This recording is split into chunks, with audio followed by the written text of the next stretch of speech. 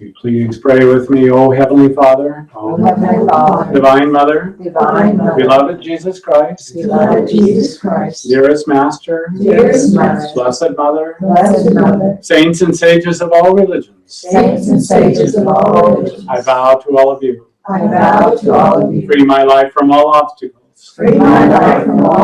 And give me physical, mental, and spiritual development. Make my mind thy temple. Make my heart thy altar. Make my love thy home. Be thou the only King. Reigning on the throne of my consciousness.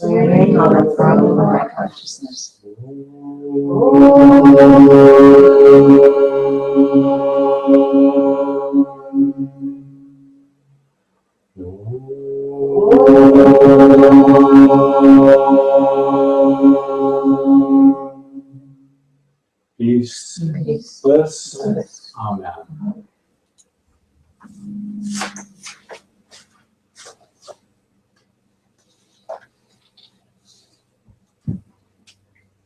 Today we honor mothers everywhere. I had posted something today on Mother's Day that I'll read to you. It is through the Divine Mother that all creation has come into being. Without her, there would be no expression of God. Therefore, we give great homage to the Divine Mother. Divine Mother is manifest in all women, for they are the embodiment of all that the Divine Mother is. Therefore, we give homage to all women as manifestations of the Divine Mother. It is in those women who give birth that we exist as a human race. It is the mother who loves and cares for us through the most fragile and important times of babyhood and childhood. It is our mothers who will love us especially, even as the Divine Mother, whether we are naughty or good. Therefore, we give special homage to our own mother. And all those who give the love of the Divine Mother to this world can change this world. Ireland was rife with violence for decades until the mothers of Ireland marched in solidarity and said, "No more." And the violence subsided and stopped. The courageous love of mothers is a mighty force. To the Divine Mother and all of her manifestations here on earth, today we give special honor and recognition to you. Pronouns. And Rudyard Kipling very sweetly said that since God could not be everywhere, therefore he made mothers. Isn't that sweet?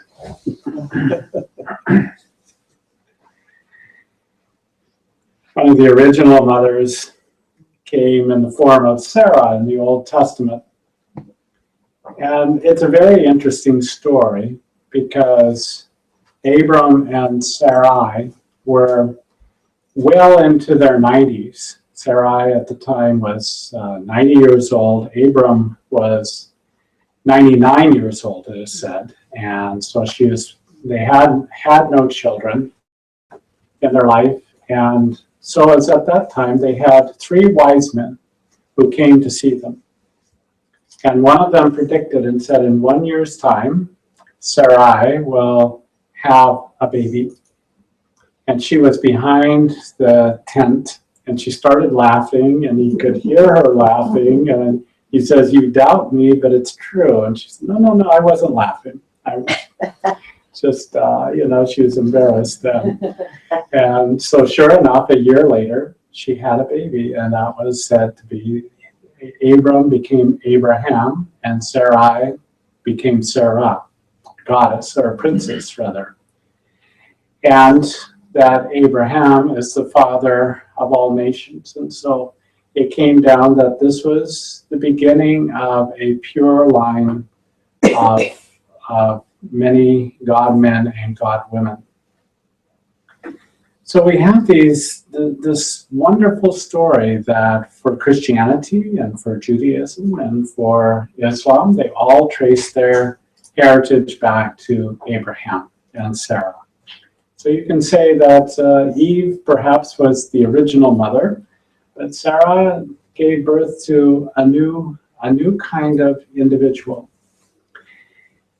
It's interesting in reading Elizabeth Hike, and she talked about at the time when she was deeply recalling a previous lifetime in Egypt, how they had two designations for people. There was the son of gods, and there were the son of men.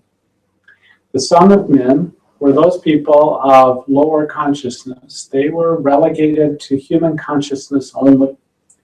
The sons of God had realized their union with the divine and had transcended the Son of Man only and had merged themselves into the divine being and therefore could receive this designation of the Son of God. So this is something that was very well known about in ancient Egypt, according to her. So we think about mankind in a very broad scope. We think about all the evolution that we have been through. And typically, people see evolution as coming from the very simple and gradually becoming more complex and evolving into who we are today, and we're at the top of the pinnacle. But there's another view, and that view is that we're involved in this circular nature, and that time comes back on itself again, and that everything is in a rhythm, even as the seasons are in rhythm. And so in the springtime, you have birth, summertime, you have this maturation, fall time, you have the harvest, and then wintertime, you have rest, and then it goes back into creation again. And even so, the cycle of the ages, huge spans of times, of thousands, hundreds of thousands, millions of years, we're going in these cycles. And it's a fascinating way to see how we have evolved. And it also helps to explain these high civilizations that we either see evidence of in terms of pyramids and so on, or we have accounts of from ancient literatures. And how is it that there were these highly advanced civilizations that knew so much, were able to do so much, and then man seemed to devolve into these dark times? And that Mother Nature herself seems to replicate what she does in the seasons. And that we go through the dark times of the Kali Yuga. And this is the time of rest, and it's a time of also of transition, when lower beings can make the transition into the next step of evolution, so that animals are much more easily, those souls that have in the past been more animalistic and animal souls in body, so are then coming into the human form. And mineral is able to make the transition in vegetable, and vegetable into animal, and so on. And so it's this twilight period where these transitions are made much easier because the distinctions are much less. And then you start into this upswing. And we're now into this Dwapara Yuga, this electrical age. And we're discovering things more and more. Look at how much of our society now is built upon electricity and how dependent we are on that. But it's more than that, because we ourselves are electrical beings. We have these fine electricities that run through us. In India, it's called prana. In India, it's called chi. But all of these things dictate our consciousness to a large extent. It's power that powers us, and so on. And as Master said, you can stuff bread into the mouth of a dead person, it won't bring him to life. What is life then? And life is this subtle energy that comes in and makes us breathe, makes the metabolism all work, that just simply being exposed to air and to food and to the sunlight will not do it. There's another ingredient more important, and that is the prana that's inside of us. When a man and a woman come together, and the sperm and the ovum come and become one, there is this dance of creation that begins, and it's wonderful to behold. And they're just not two ordinary souls. They've got this, they are infused with this life energy, with this prana. And then there is an electrical light or an astral light that is emitted from that one cell. And it draws to itself and attracts the right soul that can inhabit that cell. And what God showed me is that when the consciousness of that soul begins to join with that multiplying cells, there are many, many genetic decisions that are being made. And the consciousness of the individual, the needs of the individual for that lifetime, will begin to imprint itself on the genetic structure. And so the exact body that that individual needs in order to manifest as a physical being are then replicated within the body. And that includes whether there are difficulties within the body, what the predisposition is of that body. Those things are already being encoded. And at different times in our life, different parts of our nature are triggered. And it all has to do with our karma, those things that we did beforehand in a previous lifetimes. And those patterns are being carried forward. And you just see how beautiful the whole design is, how exquisite. And even when there are difficulties, that too is part of the divine design. Because that individual has to express those particular aspects of themselves in order to perfect their own consciousness. Now, it doesn't mean that an individual who, for instance, is born with deformities or great physical handicaps is a more terrible soul than someone who is not. We can't look at it that way because it's a much bigger picture than that. There are those saints that were born into this world that did not have all the physical attributes. Oftentimes, they had been ill much of their lives. They did not even live a long life. And yet, they embodied the greatest, the highest spiritual vibration known to mankind. So we can't judge by the body what the soul's evolution is. It's just simply that's the right expression for that soul in that body. And it's the right connection. It helps them to fulfill what they came to do. Vivekananda was diabetic. And when he probably, he gave up the body consciously, but it may have also been connected with his diabetes. That was largely untreated at the time. And Swami Satchidananda had diabetes, Papa Ramdas had diabetes. There are others, Ramakrishna died of throat cancer and had different maladies, had a very sensitive stomach, and he couldn't eat oftentimes what was served at the temple there. His wife needed to prepare, very specially prepare his dishes, or his stomach was very upset, his whole system was upset. And so he brought into this lifetime those things. St. Francis spent a lot of his time in suffering. So we begin to disconnect whether somebody has high evolution and whether they have a perfect body or not. Now you may ask, there are many teachings that say if you change your mind, you can change your health.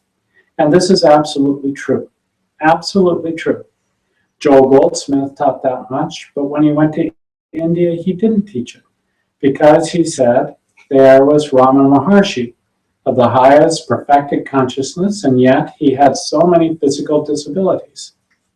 So saints will carry physical problems and disabilities, and sometimes you have to tune into God to know what to heal and what has to work itself out in the destiny of that individual.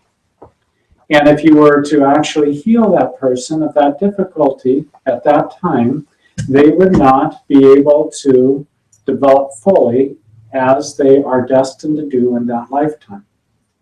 And so while it's difficult to say, and we wish no misery upon anybody, there is a role that suffering plays in our own development and our own spiritual journey. So we always hold out perfect health, perfect health. And even if it's with our last breath that we breathe and we're very, very debilitated on a physical level, but in our mind we are thinking of perfect health and manifesting perfect health, then that's what we take with us. and there's no residue left of that diseased body. And so when we enter into our new life, we enter into it fresh. We have all faculties, and we don't need to carry anything at all with us.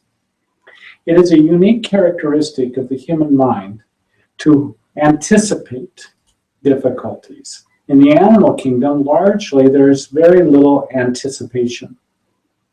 And so we think about what's going to happen tomorrow, what's going to happen in a year. There are positive aspects in that we can plan our lives, and that can help us. But there's a negative side of it too, where we get preoccupied with a lot of things that we have absolutely no control over. And we start anticipating what disaster is going to happen next, what difficulty is going to happen. And we think of all the worst things, and we work ourselves up into a royal state.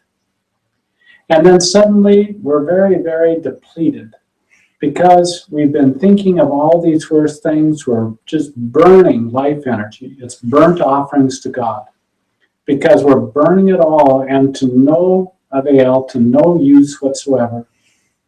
Jesus said, who was a great healer in this life, but he says, what does worry do for you?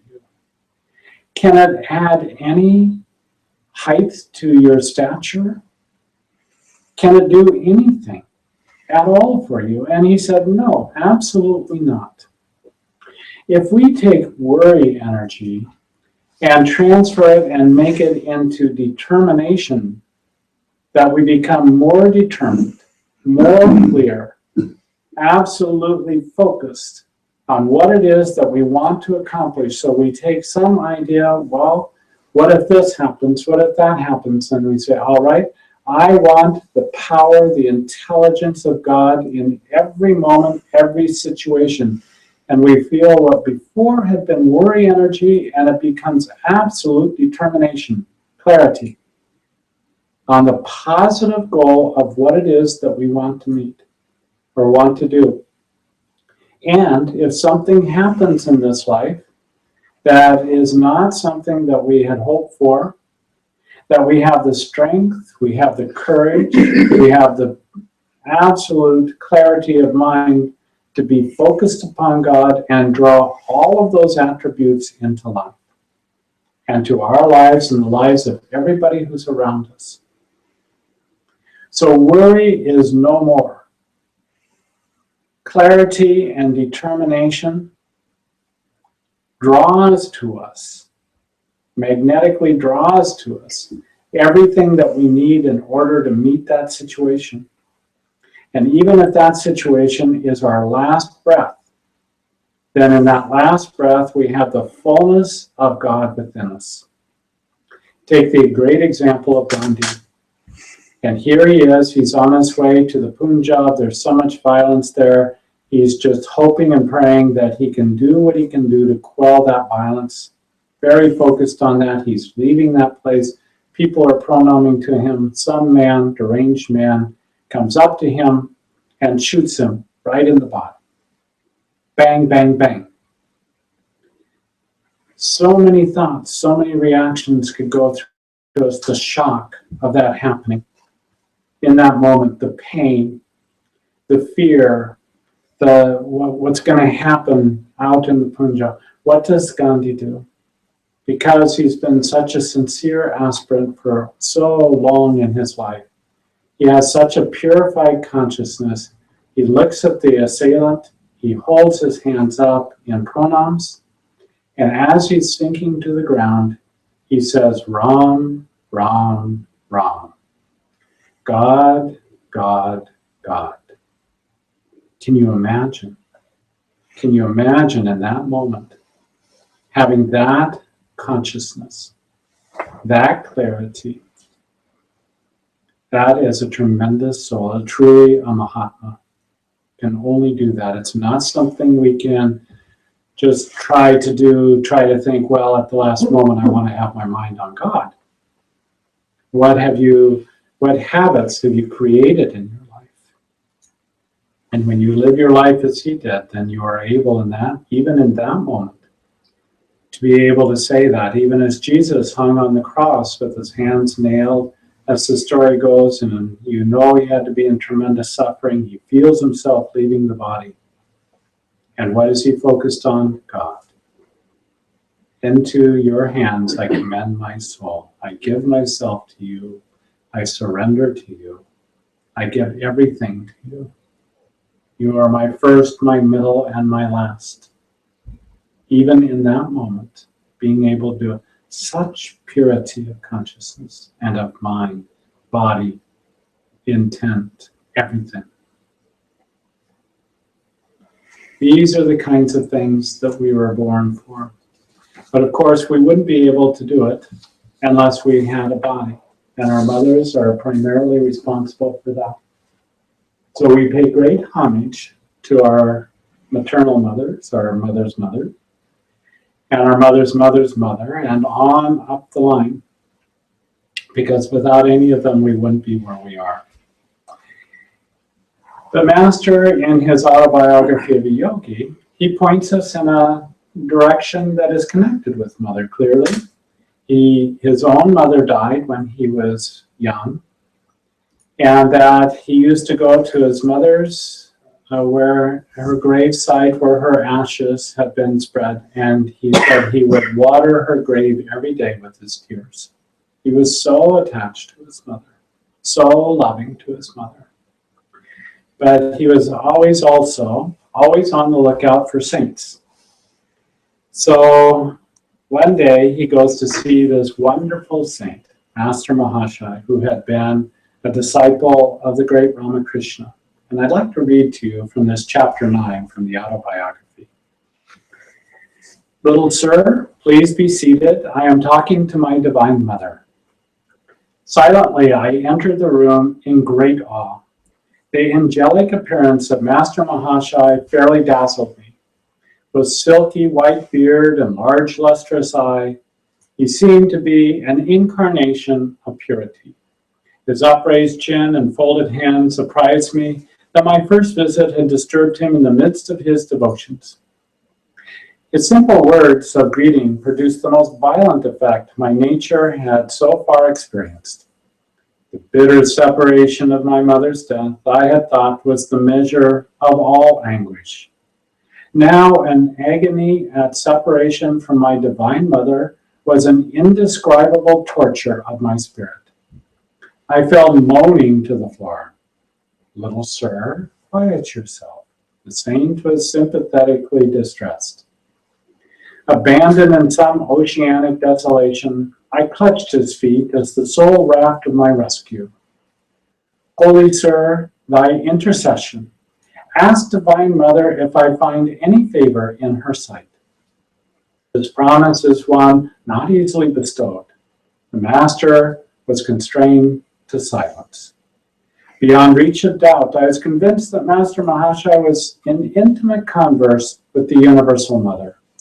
It was deep humiliation to realize that my eyes were blind to her, who even at this moment was perceptible to the faultless gaze of the saint. Shamelessly gripping his feet, deaf to his gentle remonstrances, I besought him again and again and again for his intervening grace. I will make your plea to the beloved. The Master's capitulation came with a slow, compassionate smile. What power in those few words, that my being should know release from its stormy exile. Sir, remember your pledge. I shall return soon for her message. Joyful anticipation rang in my voice that only a moment again had been sobbing in sorrow. Descending the long stairway, I was overwhelmed by memories. This house at 50 Amherst Street, now the residence of Master Mahasaya, had once been my family home. Scene of my mother's death. Here my human heart had broken for the vanished mother, and here today my spirit had been as though crucified by absence of the Divine Mother. Hallowed walls, silent witness of my grievous hurts and final healing. My steps were eager as I returned to my Gurpar Road home. Seeking the seclusion of my small attic, I remained in meditation until 10 o'clock. The darkness of the warm Indian night was suddenly lit with a wondrous vision. Haloed in splendor, the Divine Mother stood before me. Her face, tenderly smiling, was beauty itself. Always have I loved thee, ever shall I love thee. The celestial tone still ringing in the air, she disappeared. The sun on the following morning had hardly risen to an angle of decorum when I paid my second visit to Master Mahasaya. Climbing the staircase in the house of poignant memories, I reached his fourth-floor room. The knob of the closed door was wrapped around with a cloth, a hint I felt that the saint desired privacy. As I stood irresolutely on the landing, the door was opened by the Master's welcoming hand. I knelt at his holy feet. In a playful mood, I wore a solemn mask over my face, hiding the divine elation.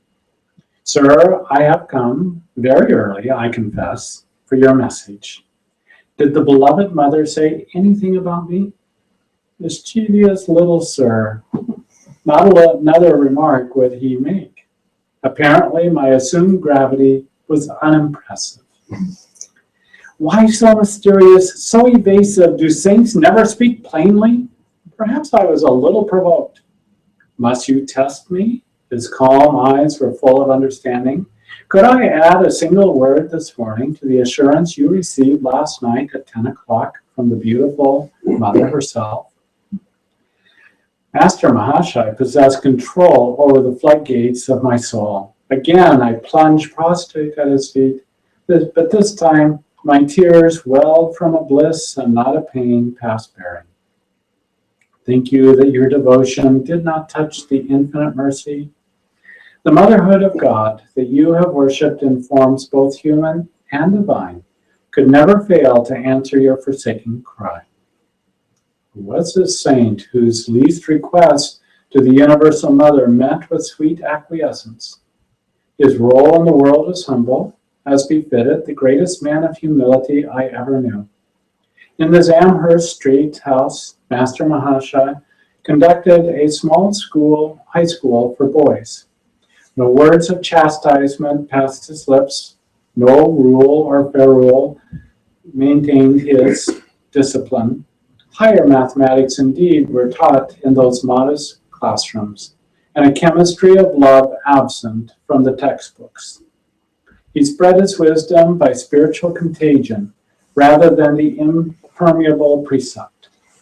Consumed by an unsophisticated passion for the Divine Mother, the saint no more demanded the outward forms of respect than a child. I am not your guru. He shall come a little later, he told me. Through his guidance, your experiences of the divine in terms of love and devotion shall be translated into his terms of fathomless wisdom. Every late afternoon, I betook myself to Amherst Street. I sought Master Mahasaya's divine cup, so full that its drops daily overflowed on my being. Never before had I bestowed in utter reverence. Now I felt it in an immeasurable privilege, even to tread the same ground which Master Mahasaya sanctified. Please, sir, please wear this champak garland I have fashioned especially for you. I arrived one evening, holding my chain of flowers. But shyly he drew away, repeatedly refusing the honor. Perceiving my hurt, he finally smiled consent. Since we are both devotees of the Mother, you may put this garland on this bodily temple as an offering to her who dwells within. His vast nature lacked space in which any egotistical consideration could gain foothold.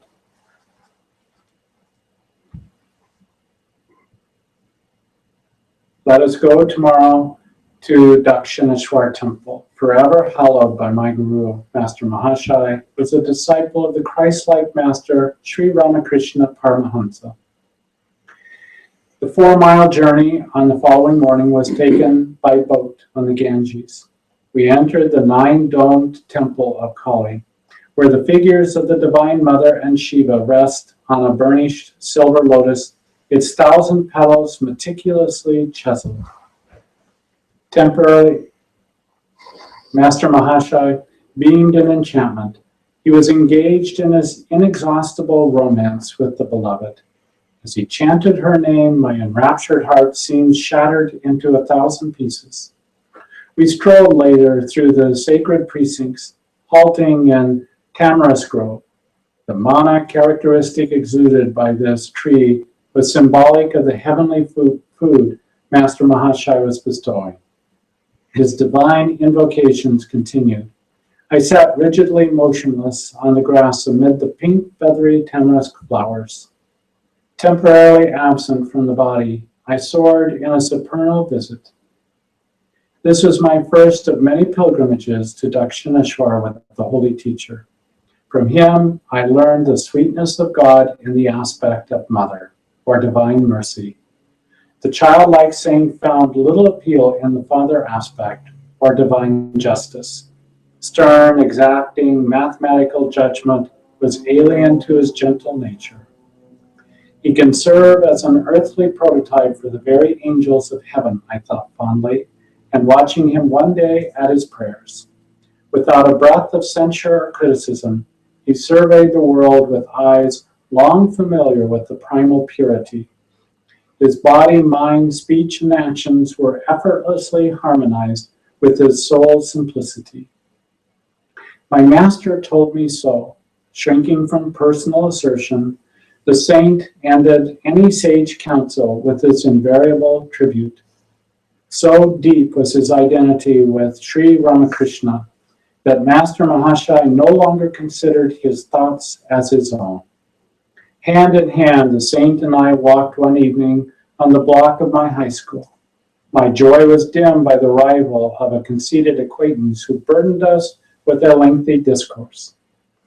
I see this man doesn't please you, the saint's whisper to me was unheard by the egotist, spellbound by his own monologue. I have spoken to the Divine Mother about it. She realizes our sad predicament.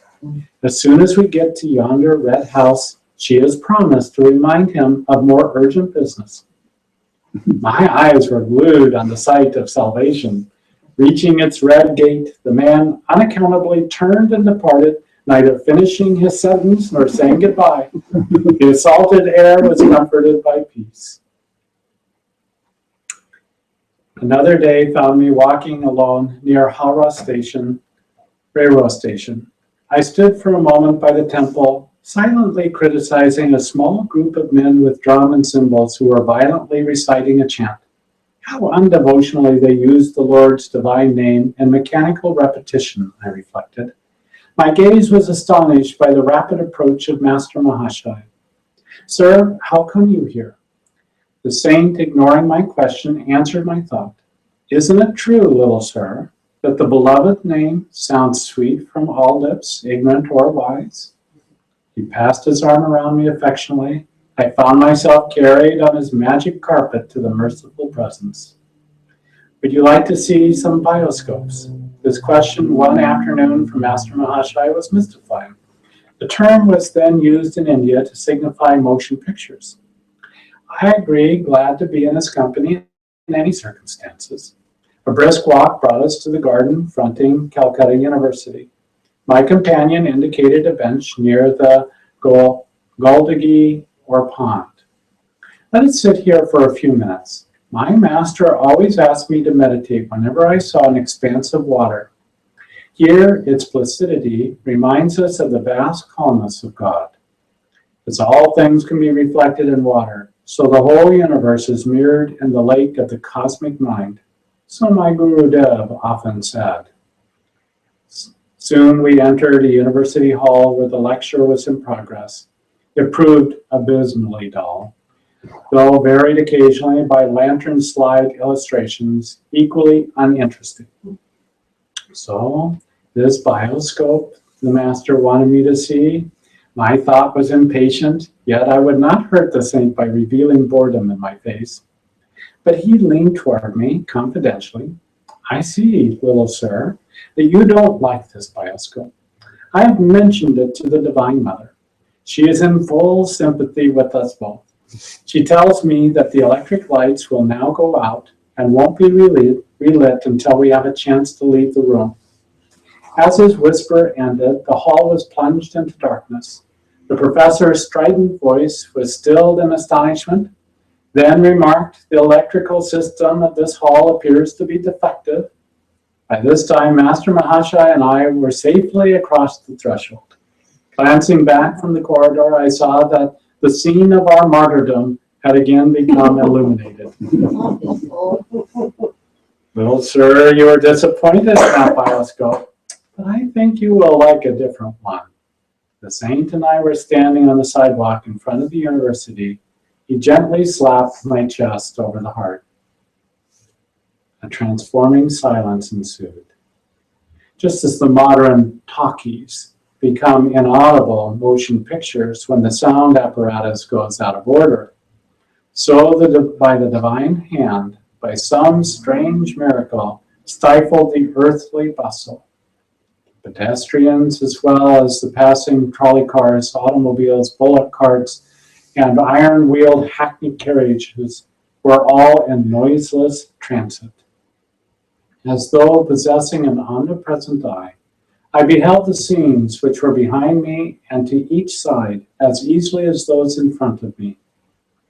The whole spectacle of activity in that small section of Calcutta passed before me without a sound, like a glow of fire dimly seen beneath the thin coat of ashes.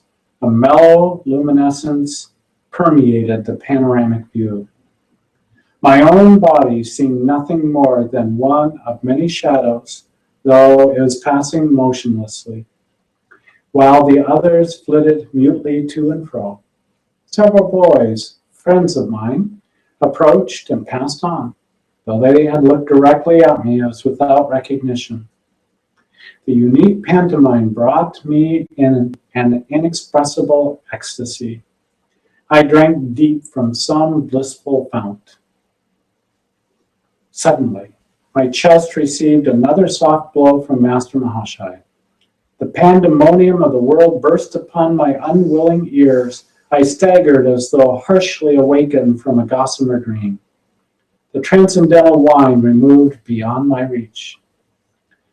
Little sir, I see you found the second bioscope to your liking. The saint was smiling. I started to drop in gratitude on the ground before him. You can't do that to me now. You know God is in your temple also. I won't let Divine Mother touch my feet through your hands. If anybody observed the unpretentious master and myself as we walked away from the crowded pavement, the onlooker surely suspected us of intoxication. I felt that the falling shades of evening were sympathetically drunk with God. When darkness recovered from its slight nightly swoon, I faced the new morning bereft of my ecstatic mood. But ever enshrined in the memory is the seraphic son of the Divine Mother, Master Mahasaya.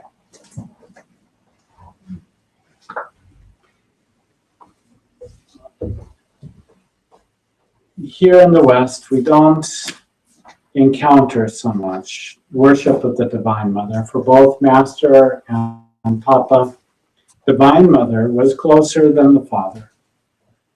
Jesus felt, and perhaps because he lost his own father earlier in life, he felt the closeness of Abba, or the Divine Father. And so that's what's largely been passed down to us. But Holy Ghost also has feminine connotations. And so we have embedded within the Christian path that there is the Divine Father, or the Heavenly Father, there is the Divine Mother and the Holy Ghost, and there is their Son, the Christ consciousness. And these are wonderful aspects of God. Now, it is true, there is only one God. Hear, O Israel, the Lord our God, the Lord is one. It is, but obviously through this creation and the magic wand of what is called Maya, all of this diversity all of this creation has come into being, and it is an expression of the Divine Mother. Heavenly Father sits in his repose on the throne of spirit, unexpressed, formless, beginningless, and endless. But within the grand play of all creation comes the expression of the Divine Mother. Now, the Savior consciousness that can lift us up out of being totally focused upon this material creation is the Christ consciousness that is sown into the innermost aspect of every particle of creation. And as a result of that, it is sown within ourselves. It is in our heart, it is in our soul, it is within the very cells of our being. And when we wake up to Christ consciousness, we then, as Master saw, this beautiful glow of divine light in every aspect of creation. One thing that Master and Papa both felt by worshiping the Divine Mother was that the Mother is so supremely interested in her children and will take care of even the slightest whims. I had a demonstration of that when I was at Dakshineshwar myself, even where Master was describing where he and Master Mahasaya went. And I had wanted to see the Kali image that Sri Ramakrishna had worshipped. They opened the doors to it, but there was such a crowd of people there, and I just didn't feel like wading into this crowd of people. So I was standing back, and Swami Vishwananda was standing next to me. Suddenly, out of the corner of my eye, I saw a man come out of a door from the temple, and he walked straight to me, and without any words at all, he gently took me by the arm and started to guide me toward the door that he had come out. And he took me up and through that door, and Swami Vishwananda was following him behind me. And he took us right through a hallway that took us right up to the image and bypassed all the crowd. Without a word, without anything at all, Divine Mother had arranged it all. Isn't that lovely how God takes care of us? And took me up to the front and gave me that experience, and then took me out another side door on the other side, and so did not have to contend with all of those crowds of people. So Divine Mother is always interested in us, always looking out for our best interests, and it doesn't detract or take away at all from God as one soul being, the Creator, the Spirit, the everything that God is. But that God manifests through all of these different forms because it's his delight, it's his joy.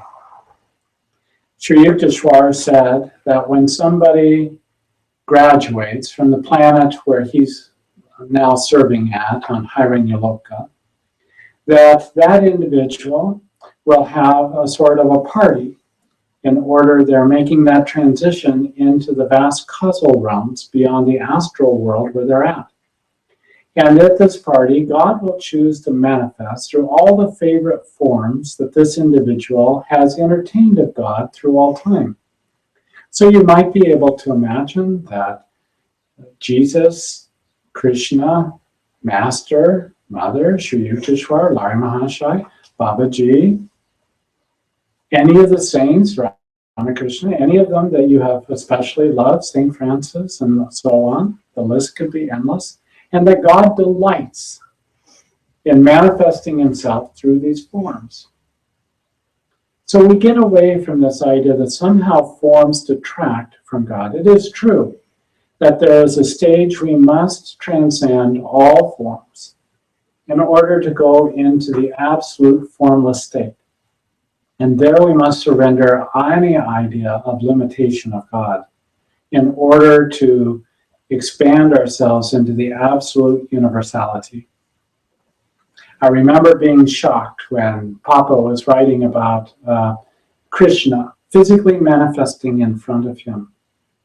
And Papa's purity of consciousness was so great that even in that moment he said, Krishna, take away from me this manifestation as you are now. I want to see you as the entire universe.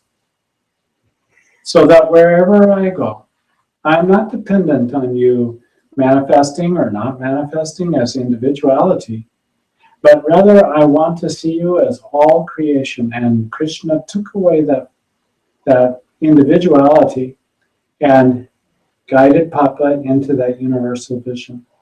So that wherever he was at, whoever he was dealing with that pure spirit of God. So we have to go beyond all forms at some point.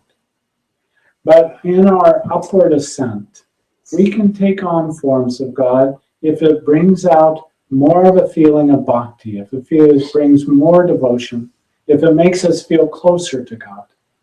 And when the time comes, God will let us know when we need to transcend all of those different forms in order to know God as absolute and no limitation of form, time, nor space, nor the creative structure of atoms. And even the sound of Om is withdrawn back into that vast, infinite spirit of what God is. So you see, God delights, and it's not limited by his forms.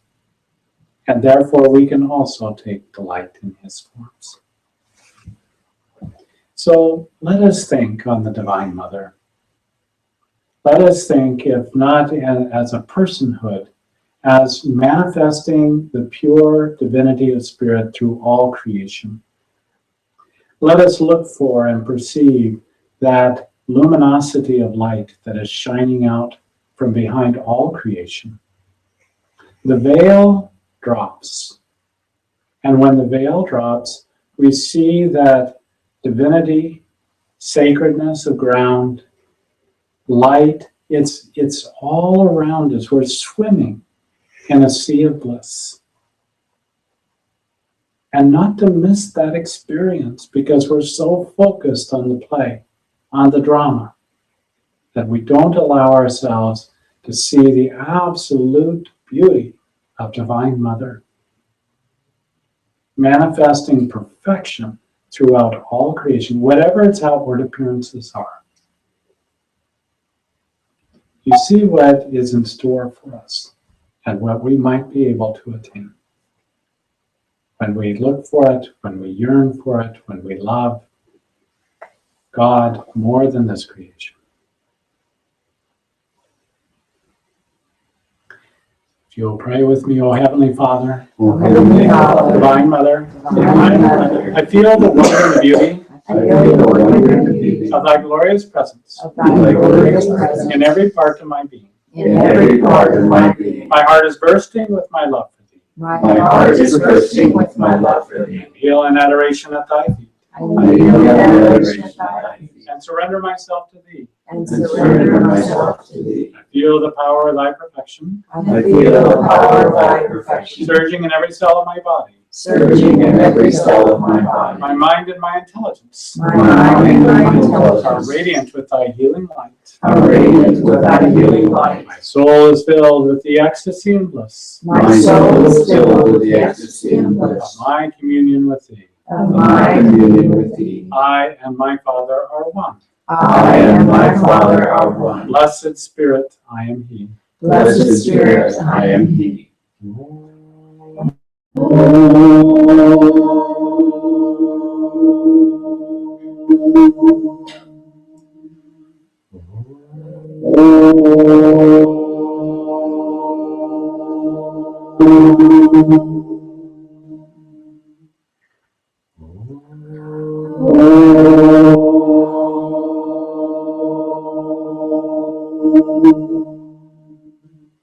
Peace, Peace, bliss, bliss. amen. Amen. Pronouns about the Divine Mother with me.